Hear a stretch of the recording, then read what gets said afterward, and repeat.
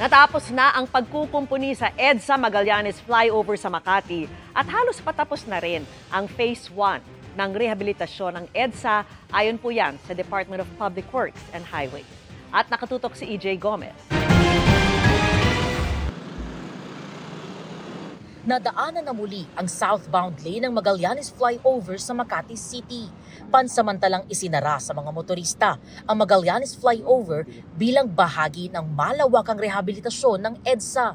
Nagsimula ang repair works noong April 1 hanggang kahapon April 5. Inayos ang aspalto, expansion joints at retrofitting ng flyover. Nagdulot din ng mabigat na daloy ng trapiko ang pansamantalang pagsasara ng naturang flyover na sinabayan pa ng pagtigil ng operasyon ng MRT nitong Holy Week. Ayon kay DPWH Secretary Vince Dizon, aabot sa 180 million pesos ang pondong ginamit ng gobyerno sa repair works dito. Sinara namin muna tong EDSA Magallanes kasi medyo safety issue to no? So, inayos lang natin yung mga joints nung flyover para masigurado na walang aberya. So minadagi natin. Tapos yung mga konting mga ayusin na lang during the week. Pero hindi na to isasara. Magtatrabaho na lang dito yung usual work time natin ng 10 p.m. to 4 a.m. Kasabay ng Magallanes Flyover Repair Works ang 24/7 na pagkumpuni ng Phase 1 ng EDSA Rehabilitation mula sa EDSA Taft hanggang Orense sa Makati.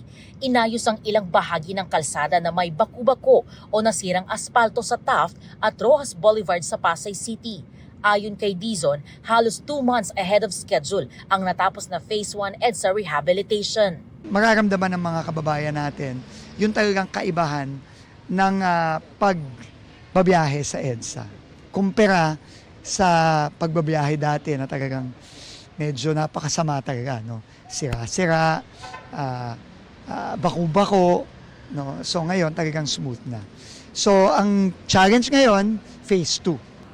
Ayon sa DPWH, magsisimula ang bidding ng Phase 2 EDSA Rehabilitation mula Orense hanggang Monumento ngayong buwan at ang aktwal na operasyon ay sisimulan sa Mayo.